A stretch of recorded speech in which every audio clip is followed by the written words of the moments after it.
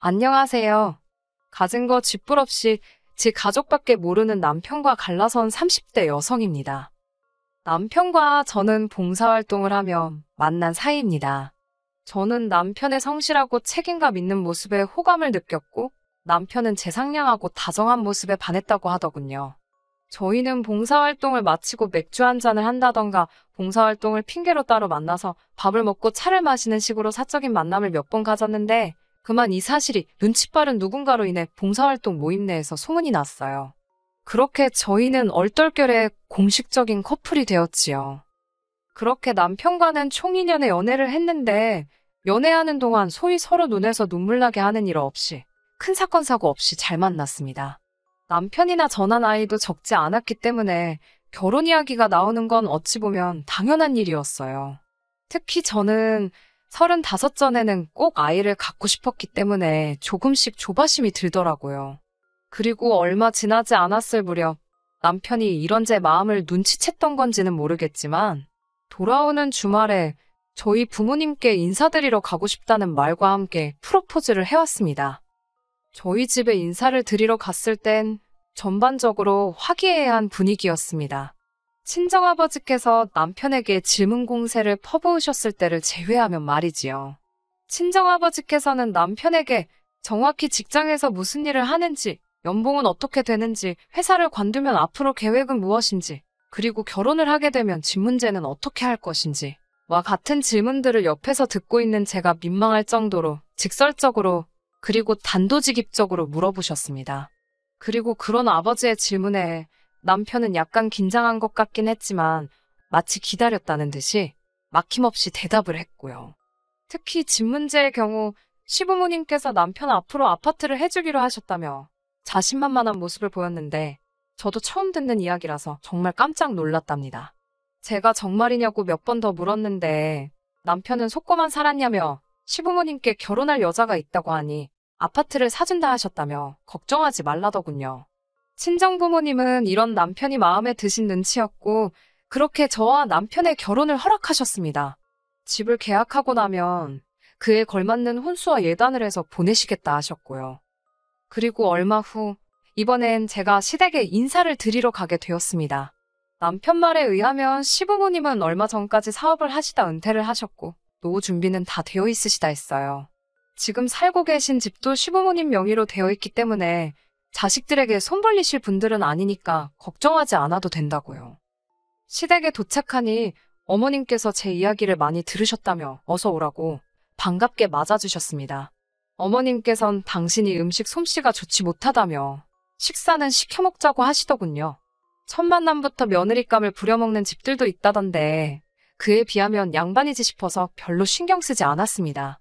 중국 음식을 시키고 음식을 기다리는 동안 어머님 아버님과 이런저런 이야기를 나누게 되었어요. 이제 2번 다시 볼 사이도 아니니 허심탄회하게 털어놓겠습니다. 하루 왼종일 돈 이야기만 하시더라고요.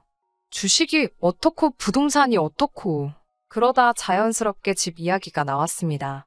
어머님께선 저더러 아내 가정가구는 뭐로 채울 거냐, 예단은 어떻게 할 거냐 그런 것들을 노골적으로 물어보셨어요. 저는 일단 집을 보고 집에 걸맞는 수준으로 친정에서 해주신다 하셨다고 말씀을 전했습니다. 어머님께선 그럼 예단부터 하자는 식으로 말씀을 하셨는데 이 부분은 저 혼자 정할 수가 없어서 친정부모님과 상의해보겠다고 말씀드렸지요. 솔직히 말하면 이때 조금 느낌이 쎄하기는 했는데 딱히 뭐라고 꼭 집어 말하기는 어렵고 아무튼 하루 종일 어머님 곁에서 적당히 내내해가며 하루를 보냈습니다. 상견례까지 마친 이후로는 정말 본격적으로 부동산 투어에 나섰습니다. 솔직히 이것도 많이 늦은 감이 있었는데 이렇게 된 데는 또 그 나름의 사연이 또 있어요. 집을 해주신다던 어머님께선 식장을 예약하고 나자 말을 살짝 바꾸셨습니다. 저더러 2억을 줄 테니 예산에 맞는 집을 사라고요. 문제는 그때가 2020년이었습니다. 서울에 2억짜리 아파트가 있을 리 만무했지요. 있다고 해도 없는 거나 마찬가지인 아파트들이었달까요. 남편이 저더러 대출을 받아서 보태면 어떠냐고 했지만 대출을 1, 2천 받아서 될 일도 아니었기에 엄두가 나지 않았고요. 이러지도 저러지도 못하고 발품만 팔며 시간을 보내던 어느 날 정말 운 좋게 10평대의 서울 외곽에 위치한 아파트 하나를 발견했습니다. 저는 너무 기쁜 마음에 바로 남편에게 전화를 걸었는데 남편은 뜻밖의 반응을 보이더군요. 너무 작다고 그런 데서 어떻게 사냐고요. 하지만 시댁도 방 하나 거실 하나가 전부였던 걸 봤던 저로서는 남편이 왜 그렇게까지 질색을 하는지 솔직히 이해가 되질 않았지요. 제가 우리 둘이서 사는 집인데 뭐가 어떠냐, 좀 살다가 오르면 팔고 이사 가자고 남편을 달랬습니다. 그리고는 어서 어머님께 연락드려서 계약금부터 받자고 이야기를 하니 이번엔 그러면 일단 저더러 계약금을 내랍니다. 하지만 제 돈은 적금에 묶여 있었고 만기까지는 2주도 안 남은 상황이었기에 절대로 쓸 수가 없었어요. 제가 그러지 말고 부동산에서 말하길 500만 원만 있어 된다니까 일단 500이라도 말씀드리라 했습니다. 그렇게 말씀드리기가 껄끄러우면 일단 당신 돈 500을 나한테 보내라고도 했고요. 그제서야 남편은 할 말이 있다며 일단 만나자고 그러더군요. 부동산에는 하루만 기다려 달라고 사정을 해놓고 남편을 만나러 갔습니다. 남편은 저를 만나기 전 이미 술 한잔을 했는지 조금 흐트러진 모습이었어요. 무슨 일이냐고 하니까 미치겠다면서 주먹으로 자기 가슴을 마구 내려치더니 자기 부모님께서 말을 바꾸셨답니다. 집을 해준다던 건 당신들이 갖고 계신 땅을 팔아서 그 돈으로 사주시려던 거라고요. 그런데 서울 집값 오르는 걸 보니까 당신들 땅도 오를 것 같아서 아까워서 지금 못 파시겠다고 그러시더랍니다. 땅을 안 팔면 돈이 없으니 당연히 집도 못 해주신다는 소리였지요. 좀만 더 기다렸다가 땅값 좀 더 받아서 팔고 그 돈으로 집을 사자며 1년만 더 기다리라 하셨다고요. 솔직히 그 소리를 듣고 있는데 너무 갑갑하더라고요. 어머님의 땅값이 오르는 동안 서울 집값은 그대로 있나요? 어찌됐건 땅 주인인 시부모님이 안 판다는데 남편한테 대고 제가 무슨 말을 한들 뭐가 달라지겠나 싶더군요. 일단 남편이 너무 괴로워하니까 알겠다고 같이 방법을 찾아보자 하고는 남편을 달래서 돌려보냈네요. 집으로 돌아왔는데 제 안색이 많이 안 좋았던 모양입니다. 집에 먼저 와 있던 남동생이 절 보더니 무슨 일 있냐며 묻더라고요. 당시 저는 남동생 소유의 아파트에 얹혀 살고 있었거든요. 팔불출 같긴 하지만 제 남동생이 능력이 좋아요. 흥미없는 공부에 시간 낭비하고 싶지 않다며 그렇게 온 가족을 걱정시키더니 보란듯이 자기가 좋아하는 요리로 돈을 벌어서 집까지 샀습니다. 젊은 애가 어떻게 저렇게 자제하면서 살까 싶을 정도로 남동생은 술, 담배는커녕 여자친구 한 번을 안 사귀고 일만 해대더니 정말 기특하지 않나요? 본인 말로는 대출을 있는 대로 끌었다며 아직 자기 아파트가 아니라 은행 아파트라며 엄살을 피우긴 하지만 게다가 고맙게도 누나인 저더러 직장 근처에서 자취한다고 돈 버리지 말고 자기 아파트에 들어와 살라고 먼저 물어봐 주더라고요. 누나도 허튼데 돈 쓰지 말고 미래를 준비하라면서 의젓한 동생의 모습에 언제 저렇게 컸나 싶대요. 아무튼 동생에게 저는 남편과 나눈 이야기를 털어놓았고 동생은 생각에 빠진 듯 보였습니다. 그러더니 한다는 말이 그럼 일단 이 집에 같이 들어와 살면 되지 않겠냐고 그러더군요. 저는 생각지도 못한 남동생의 제안에 깜짝 놀랐습니다. 말도 안 된다고 아니라고 결혼을 그냥 천천히 하던지 다른 방법을 찾아보겠다는 저에게 동생은 매형이 좋은 사람 같았다며 돈 때문에 누나가 좋은 사람을 놓치지 않았으면 좋겠답니다. 그렇다고 동생과 저 둘이서 정할 문제는 아니었으니 남편과 먼저 방법을 좀 연구해보겠다고 했네요. 이튿날 저는 다시 남편과 만났고 남편에게 그럼 일단 당신이 모아둔 돈부터 말해보라 했습니다. 이때만 하더라도 만약에 남편이 한 7, 8천 정도 모아둔 상황이라면 제가 모아둔 돈과 합쳐서 전세라도 구할 작정이었거든요. 그런데 남편의 말은 가관이었어요. 한참을 쭈뼛대며 말을 못하길래 뭔가 있구나 싶어서 추궁을 하니 돈이 하나도 없답니다. 이게 말이 되는 상황이냐고 직장 생활을 10년 가까이 해놓고 모아둔 돈이 어떻게 영원일 수 있냐고 따지니 시부모님의 집 해주신다는 말을 철석같이 믿어서 그러면 자기도 장가가기 전에 뭐 하나 해드려야겠다 싶더랍니다. 그래서 차를 바꿔드렸대요. 황당하죠? 저는 진짜 기절하는 줄 알았습니다. 그걸 어머님 아버님께서 받으셨냐고 물으니 엄청 좋아하시더랍니다. 저는 정말 너무하단 생각을 했어요. 당신들이 집을 당장 못 해주실 거라는 건 누구보다 잘 알고 계셨을 텐데 어떻게 그런 기색은 하나도 안 보이시고 그 차를 덥석 받으실 수가 있지 싶어서 어이가 없고 정말 무섭다는 생각까지 들더라고요. 제가 너무 화가 나서 그 차 돌려받아 오라니까 그렇게 어떻게 하냐고. 그러면서 자기도 죽고 싶다고 너무 답답하다고 또 가슴을 내리치는데 그래도 그놈의 정이 뭔지 또 보고 있으니 마음이 안 좋더라고요. 아무리 머리를 싸매고 고민을 해봐도 방법이 안 나와서 결국 남편과 함께 친정부모님을 찾아가 사실대로 다 말씀드렸습니다. 그리고 친정부모님이 보여주신 반응은 솔직히 제 예상보다 훨씬 안 좋았어요. 남편 잘못이 아닌 건 알지만 어째서 나이도 먹을 만큼 먹은 양반들이 그렇게 무책임하냐고.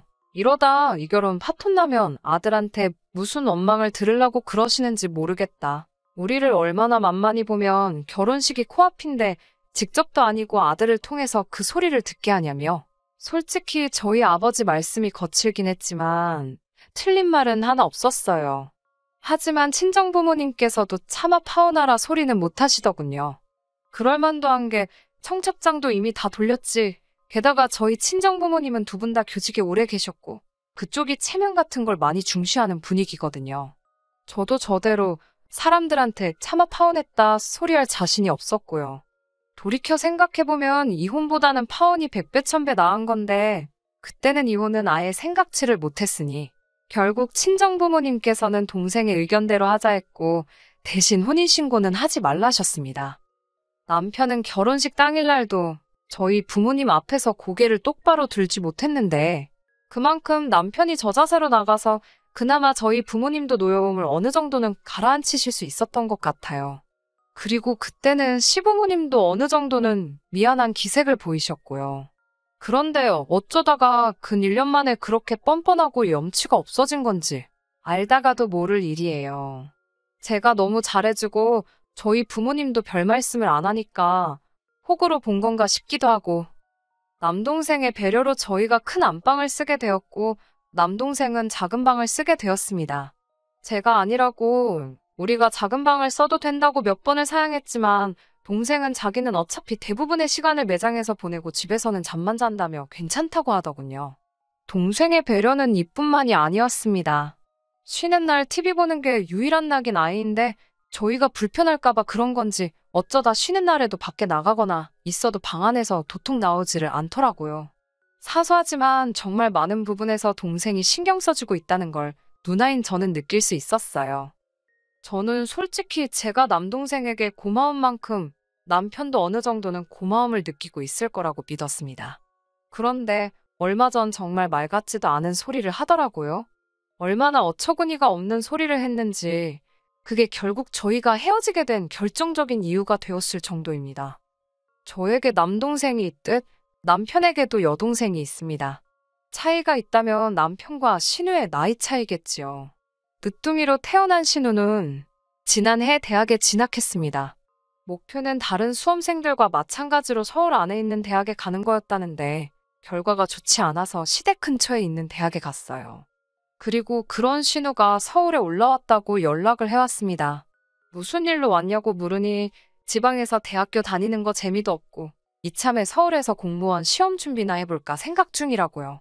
그러냐 어쨌든 서울이라고 하니 다시 내려가기 전에 만나서 밥이나 먹자고 하고 전화를 끊었습니다. 그런데 얼마 지나지 않아 이번엔 남편에게 전화가 걸려왔어요. 방금 자기 여동생하고 통화하지 않았냐길래 했다고 서울에 놀러 왔다더라고 하니 한숨을 푹 내쉬고는 어디서 자는지 물어봤냐입니다. 그걸 내가 물어봤어야 하냐니까 그럼 걔가 서울에 아는 사람이라곤 우리밖에 없는데 당연한 거 아니냐대요. 살짝 어이가 없어서 진짜 그런 거면 오히려 신우가 우리한테 먼저 연락을 하고 왔어야 하는 거 아니냐니까 애가 아직 어려서 그런 건 좀 깜빡할 수도 있는 거 아니냐며 일단 우리 집으로 데려오겠다더군요. 제가 미쳤냐고 지금 당신도 처남한테 신세 지고 있는 거 잊었냐고 절대로 집으론 데려오지 말라고 했어요. 그러자 남편이 그러면 뭐 자기 여동생은 어디서 재우냐고 짜증을 내길래 호텔로 데려다 주든 어쩌든 알아서 하라고 집은 안 된다고 전 정말 확실히 의사표현을 했네요. 하지만 퇴근 후 집에 도착하니 현관 앞에 못 보던 여자 신발이 있더군요. 아니나 다를까 남편이 신우를 데리고 온 거였지요. 신우 보는 앞에서 남편한테 화를 내기도 그래서 따로 얘기 좀 하려는데 현관문 열리는 소리와 함께 동생이 들어왔습니다. 동생은 못 보던 여자가 있으니 순간 이게 무슨 상황인가 파악하려는 눈치였고 제가 먼저 신우라고 소개를 했지요. 남동생도 그제서야 안심했다는 듯 매영이 누나 몰래 여자라도 데려온 줄 알고 깜짝 놀랐다며 신우에게 인사를 하곤 커피 한 잔 하러 들린 거냐고 묻더라고요. 제가 먼저 그렇다고 둘러댔고 남동생은 방으로 들어갔습니다. 동생이 없는 틈을 타 남편더러 적당한 때 신우를 돌려보내라 했습니다. 그런데 남편은 저더러 집주인도 아니면서 왜 제가 난리냐고 오히려 저를 이상한 사람 취급을 하더라고요. 그러더니 제 동생한테 얘기 좀 하자며 방 밖으로 불러냈습니다. 그리고는 터무니없는 소리를 짓거리대요. 자기 여동생이 몇 살인데 겁이 많고 어쩌고 쓸데없는 소리를 늘어놓더니 당분간 신세 좀 져도 되겠냐고요. 제 동생은 좀 당황한 눈치로 저를 쳐다봤고 저는 신우를 피해 고개를 절레절레 저었습니다. 하지만 제 동생은 잠깐 고민하는 듯 하더니 정갈대가 없으면 갈대 정해질 때까지 있는 건 괜찮다고 하더라고요. 저 바보 같은 녀석 듣고 있는데 어찌나 속이 너무 상하던지요. 그리고는 동생이 할 일이 있다며 방에 들어가려는데 다시 남편이 동생을 붙잡더니 한 가지만 더 부탁을 하잡니다. 이번엔 또 무슨 헛소리를 하려고 저러나 싶어서 저도 모르게 나를 세워 듣고 있었습니다. 남편이 한다는 말이 제 동생이 키도 크고 덩치도 커서 자기 여동생이 좀 두려움을 느끼는 것 같다면서 혹시 오늘 나가서 자면 안 되냐입니다. 제 동생이 그게 무슨 뜻이냐고 되물으니 당분간 그러니까 자기 여동생이 이 집에 있는 동안은 처남이 밖에서 숙식을 해결하면 안 되겠냐고 묻더라니까요. 듣다 못한 제가 남편 뒤에 숨은 신우를 향해 소리를 질렀습니다. 아가씨가 지금 연락도 안 하고 온 덕분에 이게 다 무슨 상황이냐고. 아가씨는 오늘 호텔 가서 자라고요.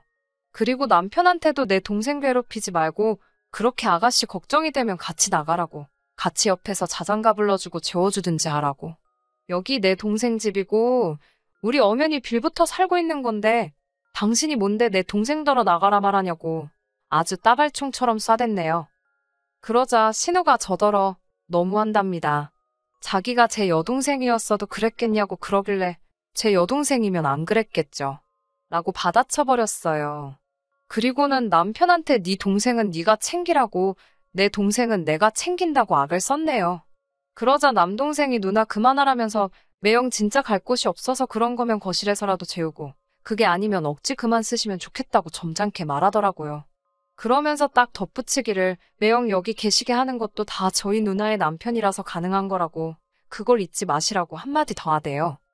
그 말을 들은 남편은 무슨 발작이라도 하듯이 아무리 그래도 그렇지 처남이 엄연히 아랫사람인데 자기한테 어떻게 훈계조로 말을 하냐면서 이렇게 싸가지 없는 사람인지 몰랐다고 억지를 쓰더라고요. 남매가 어떻게 이렇게 쌍으로 이기적이냐고 그러길래 니네 남매도 상으로 염치가 없다고 받아쳤습니다. 그러면서 말도 더 섞기도 싫으니까 네 동생 데리고 나가라고 했더니 남편이 저더러 후회 안 하냐입니다. 조금만 더 기다리면 어머님이 집 사주신다고 했는데 이런 식으로 행동하면 그 집에 제 지분은 하나도 없는 거라나요? 하나도 탐 안 나니까 눈에 보이지도 않는 집 가지고 유세 적당히 떨라고 저도 말 나오는 대로 그냥 퍼부숴 버렸어요. 그러면서 꺼지라고 아주 악을 쓰니 제 기세에 눌렸는지 남편이 어버버하면서 신우를 데리고 나가더군요. 그 일이 있고 나서 저희는 그동안 서로 서운했던 묵은 감정이 다 터져 나왔습니다. 조금이라도 다시 같이 살 생각이 있었다면 적극적으로 해명을 한다든지 어떻게 해서라도 풀어보려고 했을 텐데 정이 뚝 떨어져서 그런지 같이 마주 앉아있는 것 자체가 싫더라고요. 말끝마다 집 타령하는 것도 지겹고 그 집구석에서 네 여동생이랑 둘이 살던지 말던지 마음대로 하라 했습니다. 남편과 헤어진 이후로 저는 남동생 집에서도 나와서 혼자 오피스텔 구해서 살고 있어요. 더 이상 동생한테 신세지기도 싫고 누나로서 보여주지 말아야 할 모습을 보여준 것 같아서 마음도 안 좋고 그래도 무능하고 염치 없는 남편하고 너무 늦지 않게 헤어져서 다행이다 싶습니다. 얼마 전에 시부모님 소유의 그 땅, 그냥 심심해서 인터넷에 검색해봤는데 오르기는 개뿔. 그때보다 더 떨어졌더군요. 평생 그 소중한 땅 쥐고서 품에 꼭 끌어안고 살았으면 좋겠네요. 너무 고소합니다. 끝까지 들어주셔서 감사합니다. 오늘의 사연은 여기까지입니다. 구독과 좋아요, 알람 설정 부탁드리고 더 좋은 사연으로 다시 찾아뵙겠습니다. 감사합니다.